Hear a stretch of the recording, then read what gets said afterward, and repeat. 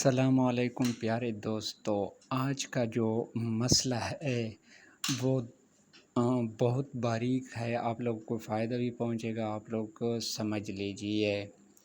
دو بیویوں سے ایک ساتھ ہم بستری کرنا۔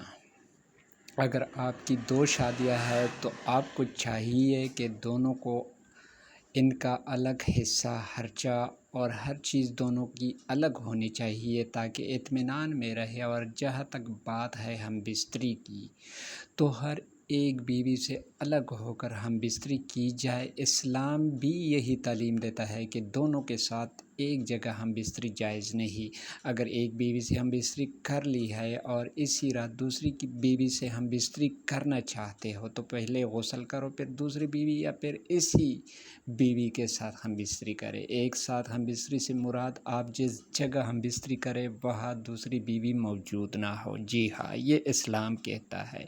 تو ایسی خوبصورت ویڈیو، ایسی زبردست ویڈیو کے لیے ہمارا چینل لازمی